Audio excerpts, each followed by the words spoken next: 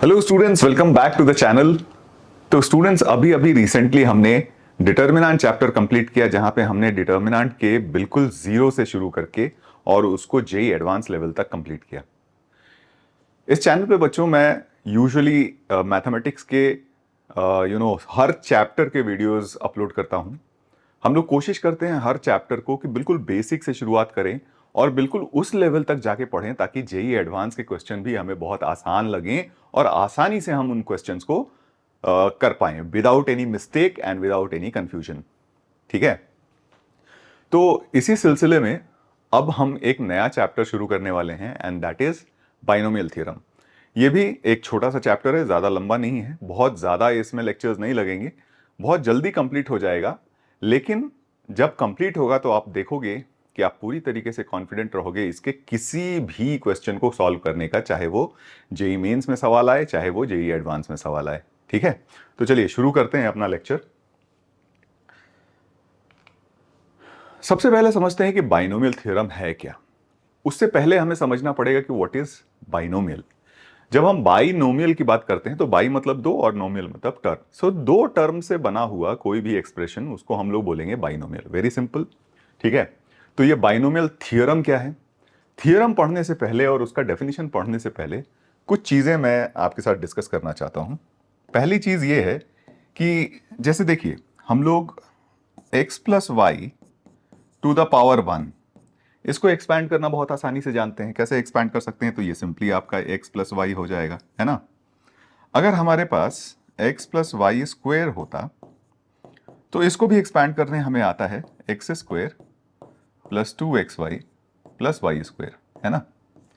थोड़ा हम जब आगे बढ़े तो हमने x plus y whole cube भी, उसका भी एक्सपेंशन करना सीख लिया। सो x plus y whole cube, और ये वैल्यू हो जाती है x cube plus three x square y plus three x y square and plus y cube. देखिए, इतने तक की कहानी तो हम जानते हैं। डिफिकल्टी तब होनी शुरू होती है जब ये पावर थ्री से आगे बढ़ना शुरू हो जाता है। जैसे फॉर एग्जाम्पल 4 हो जाए, 5 हो जाए, 6 हो जाए, तो हमें परेशानी हो जाएगी कि हम अब इसको कैसे एक्सपैंड करें।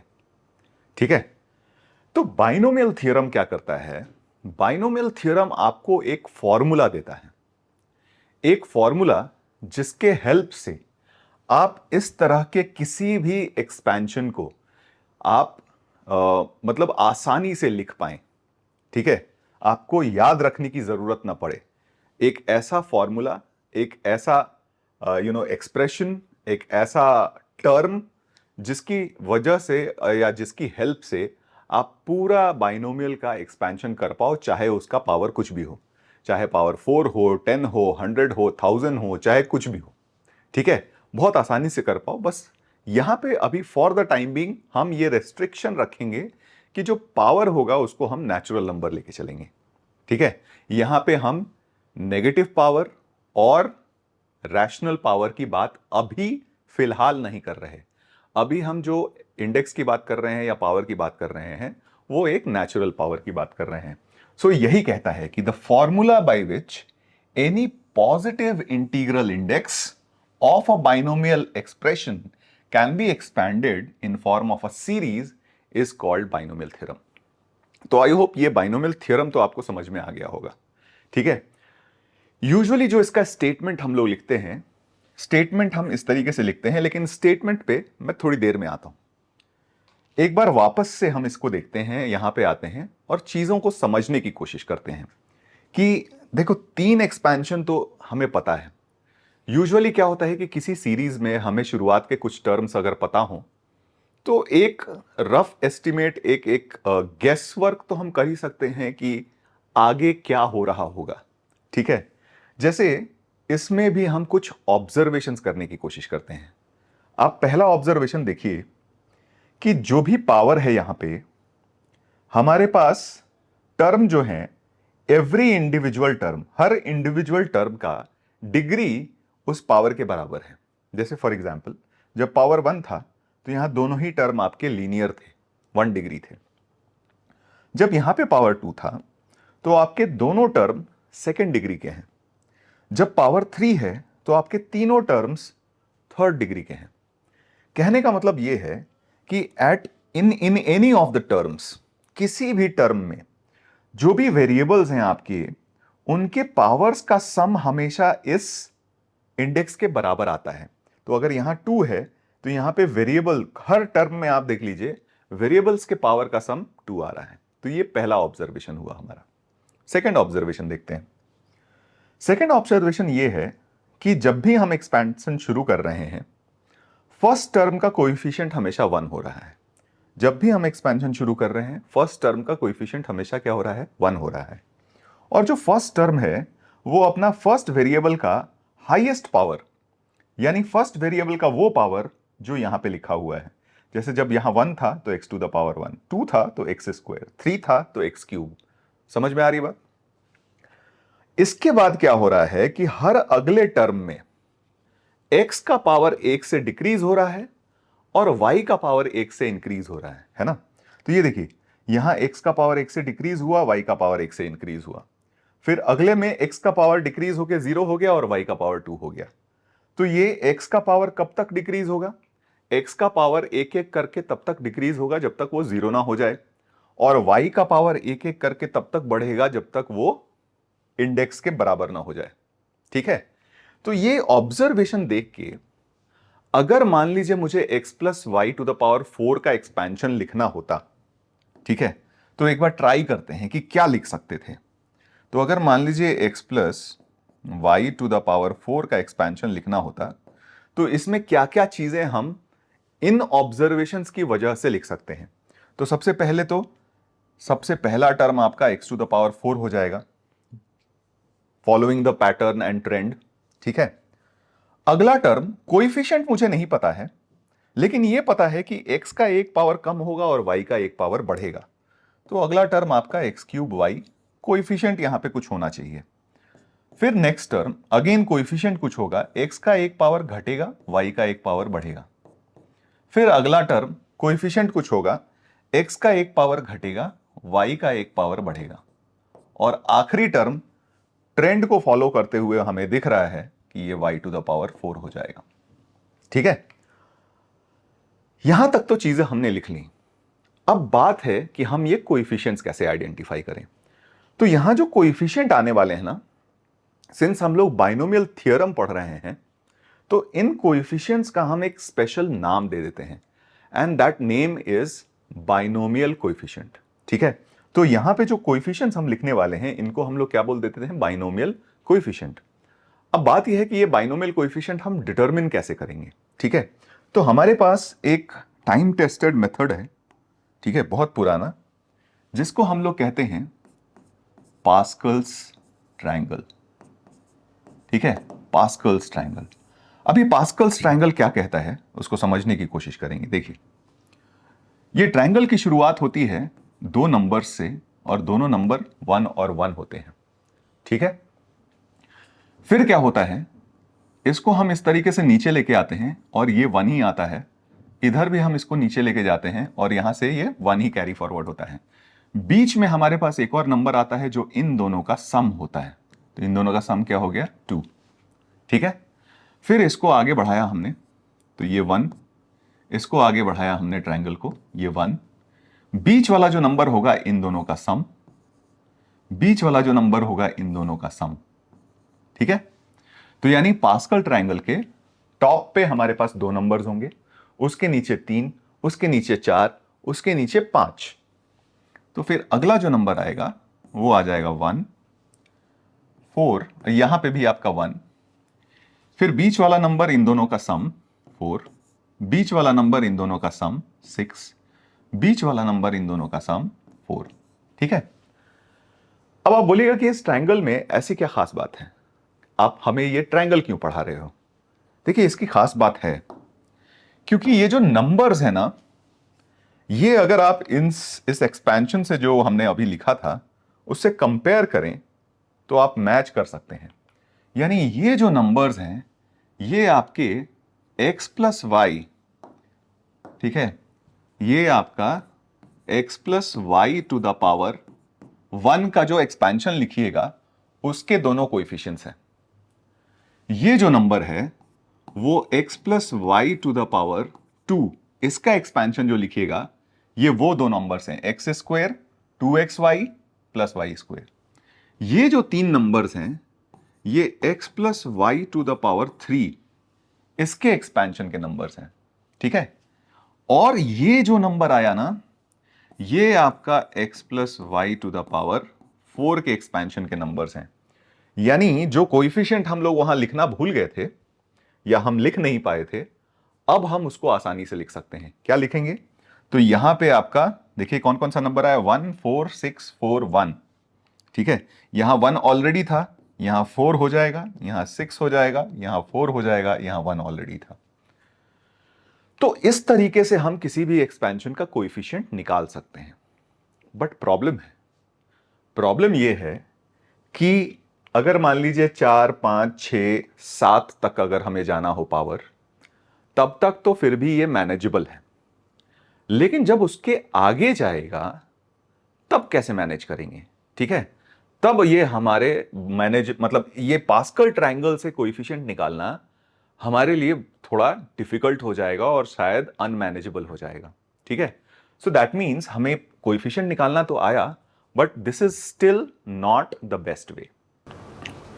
तो फिर बेस्ट वे क्या हो सकता है यहां पे ये कोएफिशिएंट्स निकालने का? And that is where binomial theorem is going to help us, ठीक है। अब हम आते हैं स्टेटमेंट पे। स्टेटमेंट क्या कहता है कि अगर आपके पास x plus Y to the power n का एक्सपेंशन लिखना है, तो ये एक्सपेंशन जो कोएफिशिएंट्स की बात कर रहे थे, देखिए ये वाले टर्म तो हमें बिल्कुल भी परेशान नहीं करेंगे। यानी कहने का मतलब कि अगर मुझे x plus Y to the power n का एक्सपेंशन लिखना हो, ठीक है, x plus Y to the power n का एक्सपेंशन लिखना हो, तो कोएफिशिएंट के अलावा मैं सारी चीजें लिख सकता हूं। देखिए कैसे, फर्स्ट कोएफिशिएंट तो मुझे पता है कि 1 होगा, तो यहां पे टर्म आपका x to the power n होगा। अगला टर्म x का एक पावर कम, कोएफिशिएंट नहीं पता मुझे, x का एक पावर कम होगा और y का पावर एक बढ़ जाएगा। अगला कोएफिशिएंट नहीं पता मुझे, लेकिन x का एक पावर कम होगा, y का पावर बढ़ जाएगा, and this will keep on going, ठीक है। यहां ये जो कोएफिशिएंट की जगह मैंने छोड़ी है, बाइनोमियल थ्योरम कहता है कि ये जो कोएफिशिएंट्स आपके बनेंगे ये बन जाएगा आपका NC0, NC1, NC2 and this will keep on going like NC3, NC4, NC5 and so on। तो इस तरीके से हम ये कोएफिशिएंट्स निकाल सकते हैं। बाकी टर्म्स में तो हमें परेशानी नहीं थी, वेरिएबल किस तरीके से पैटर्न फॉलो करने वाला है वो तो हमने आइडेंटिफाई कर लिया था। प्रॉब्लम था कि हम कोएफिशिएंट नहीं आइडेंटिफाई कर पा रहे थे, तो हमने एक तरीका ढूंढा कि कोएफिशिएंट हम पास्कल ट्रायंगल से निकाल सकते हैं।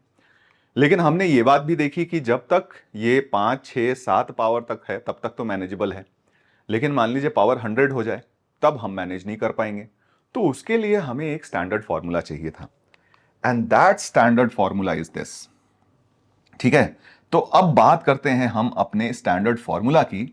स्टैंडर्ड फॉर्मूला ये कहता है कि x plus Y to the power n, इसको एक्सपैंड करेंगे तो ये टर्म आपका बनेगा NC0 x to the power n, NC1 x to the power n minus 1 into y, करते करते, ठीक है। तो ये आपका फर्स्ट टर्म बना, this is your first term, this is your second term, this is your third term, ठीक है।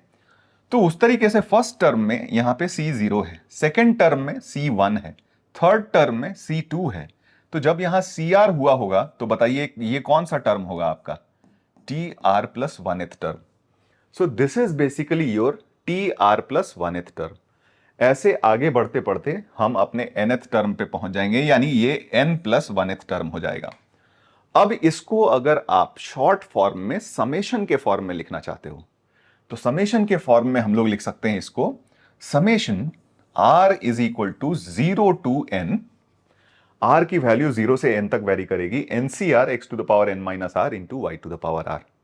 बात समझ में आई, ठीक है। तो ये इस तरीके से हम किसी भी बाइनोमियल के एक्सपेंशन को लिखते हैं, ठीक है। यानी हमने यहां पे सीखा कि अगर हमारे पास x plus Y to the power n है, तो इस एक्सपेंशन को हम लोग लिख सकते हैं summation R is equal to 0 to n NCR x to the power n minus r and y to the power r। अगर यहीं आप y को माइनस वाई से रिप्लेस कर दो, y को किससे रिप्लेस कर दो? माइनस वाई से रिप्लेस कर दो, तो आपका एक्सपेंशन बन जाएगा x minus y to the power n is equal to summation r is equal to 0 to n C are x to the power n minus r, और y के बदले में क्या लिख देंगे हम? Minus y. ठीक है, आप चाहें तो यहां से -1 टू द पावर r को बाहर निकाल सकते हैं, यानी इस एक्सपेंशन को फाइनली हम स्टैंडर्ड फॉर्म में इस तरीके से लिखेंगे, summation r is equal to 0 to n -1 to the power r n C r x to the power n minus r and y to the power r। ठीक है, x plus Y to the power n का expansion इस तरीके से, x minus y का expansion इस तरीके से। प्रॉब्लम इधर से इधर जाने में नहीं है, प्रॉब्लम इधर से इधर आने में होती है। तो आपको यह पता होना चाहिए कि जब भी हमारे पास summation r is equal to 0 to n C are x to the power n minus R into Y to the power r दिया हुआ है, तो इसका मतलब आपके पास लिखा हुआ है x plus Y to the power n। और अगर आपके पास summation r is equal to 0 to n C are x to the power n minus R into, या इसको इस तरीके से देखिए कि summation r is equal to 0 to n -1 to the power r n C are x to the power n minus R Y to the power r लिखा हुआ है, तो ये आपका x minus y to the power n का expansion लिखा हुआ है। एग्जाम्पल के तौर पे इस पे क्वेश्चन किस तरीके से हो सकता है?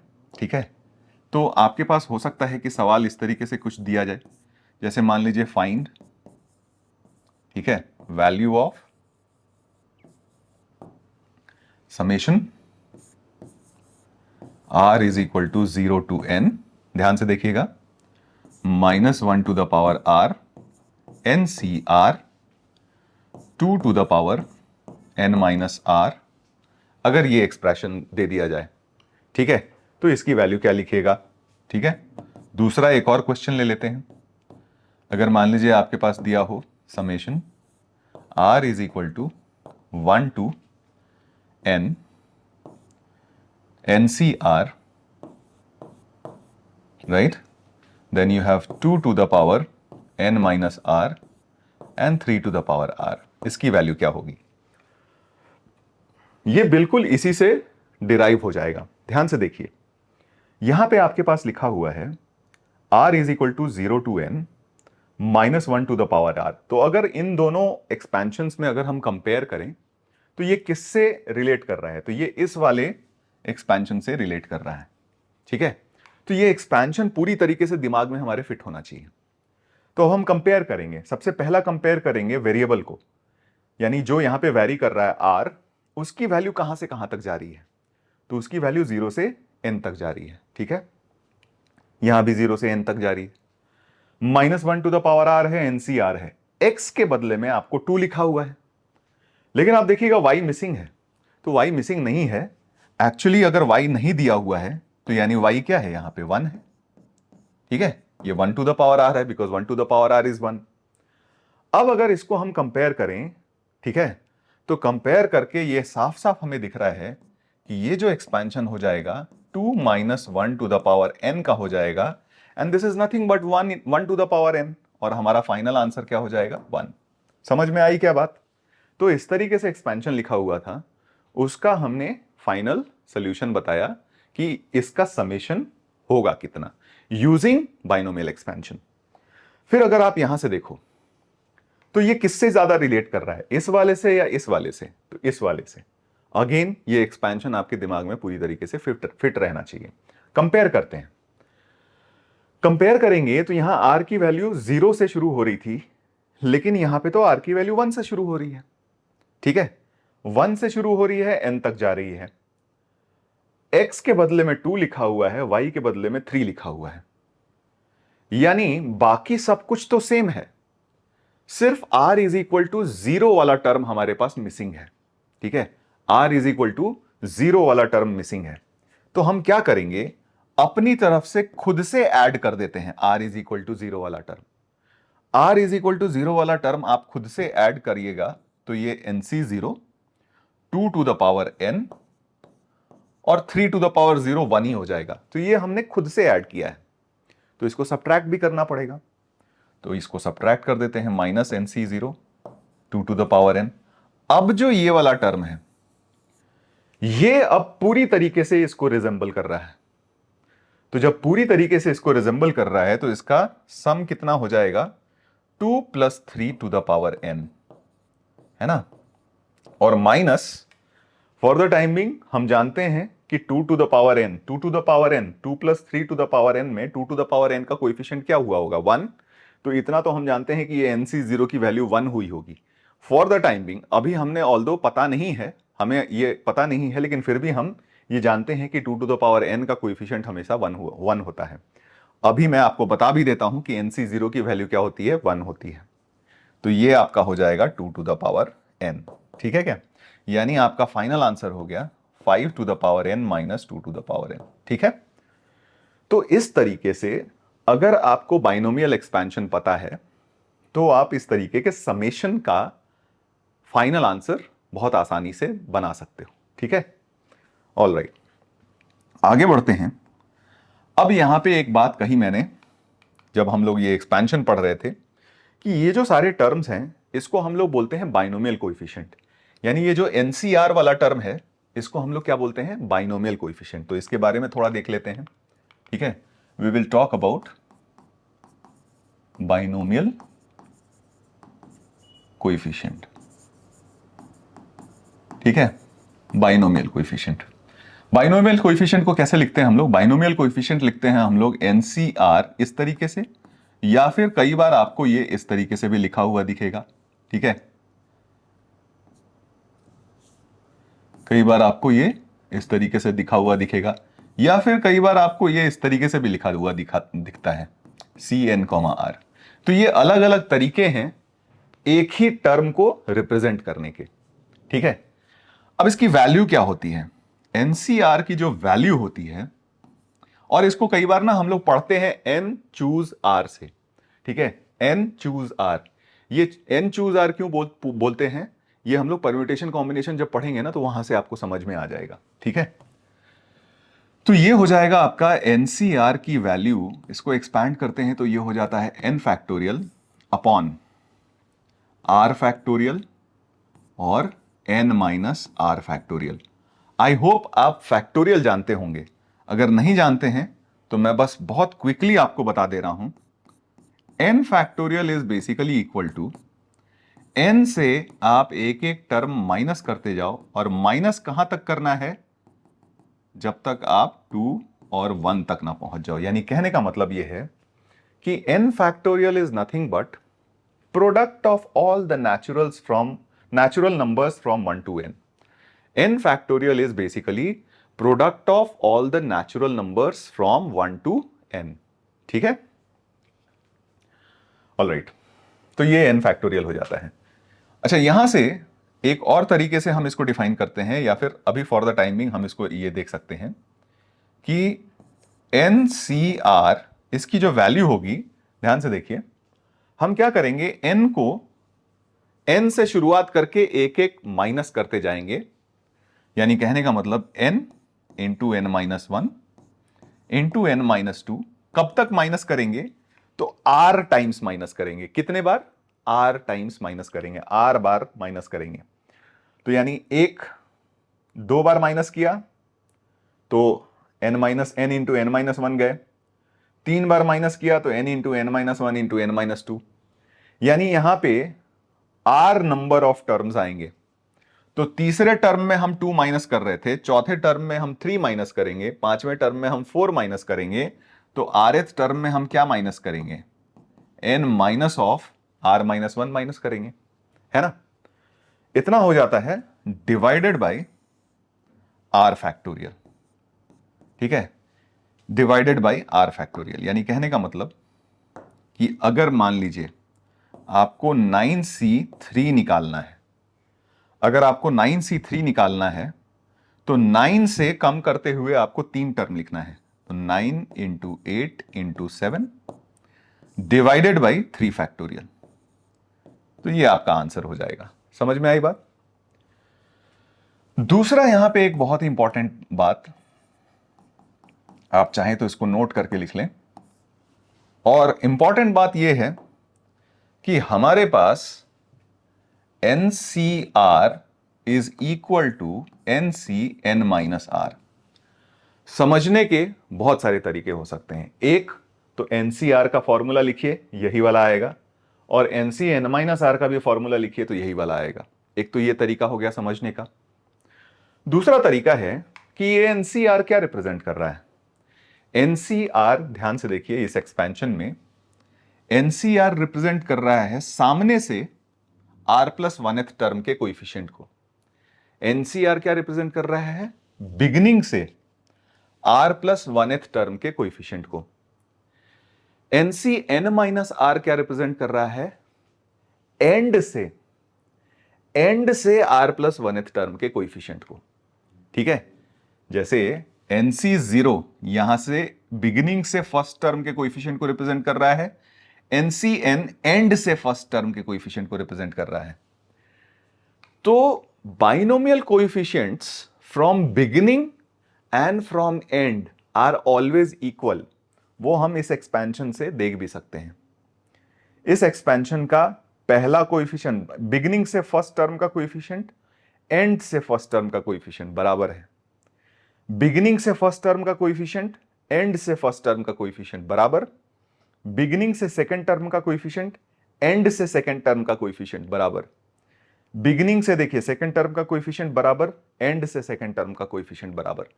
तो बाइनोमियल कोएफिशिएंट्स एक्सपेंशन में बिगिनिंग से और एंड से इक्विडिस्टेंट टर्म के जो कोएफिशिएंट्स होते हैं वो दोनों बराबर होते हैं। एंड फ्रॉम देयर ऑल्सो हम कंक्लूड कर सकते हैं कि हमारा NCR इज इक्वल टू क्या हुआ होगा? NCN-R। बेनिफिट क्या है इसका जानने का? बेनिफिट यह है कि अगर मान लीजिए आपको वैल्यू निकालनी होती, फॉर एग्जाम्पल आपको मान लीजिए वैल्यू निकालनी होती 7C5 की, तो आप इसको 5 बार नहीं लिखते, 7 × 6 × 5 × 4 ऐसे करके 5 बार नहीं जाना पड़ता, क्योंकि हम जानते हैं कि 7C5 is nothing but equal to 7C2। ठीक है, ये बराबर होगा 7C2 के, और 7C2 को अगर हमें लिखना हो तो 7 × 6/2 फैक्टोरियल लिख लेंगे, क्योंकि यहां पे हमें 2 बार ही आगे जाना था। ठीक है, तो ये बेनिफिट हो जाता है ये जानने का कि आपका NCR इज इक्वल टू क्या है? NCN-R है। ठीक है, तो ये सारी बातें हम याद रखेंगे। तो अभी जो हम लोग जितनी भी चीजें हमने पढ़ी, ये पूरी तरीके से बस बाइनोमियल थ्योरम का एक ब्रीफ इंट्रोडक्शन है। ठीक है, इससे हमें यह पता चलता है कि पहले तो बाइनोमियल थ्योरम हमने क्यों इजाद किया, क्या बेनिफिट है इसका, और इसको किस तरीके से अप्लाई करना है। ठीक है, so this was the first part of the entire chapter and that is about introduction of binomial theorem. ठीक है, नेक्स्ट हम लोग पढ़ेंगे हम जनरल टर्म के बारे में, and that is going to be the most important part, जहां से मेजॉरिटी क्वेश्चंस आपके बनेंगे। ठीक है, तो आज के लेक्चर में इतना ही रखते हैं। नेक्स्ट लेक्चर में हम इसको कंटिन्यू करेंगे, जहां पे बाइनोमियल को और आगे लेके जाएंगे। ठीक है, तो चलिए मिलते हैं अपने नेक्स्ट लेक्चर में। तब तक के लिए all the best, keep happy, be confident and keep studying.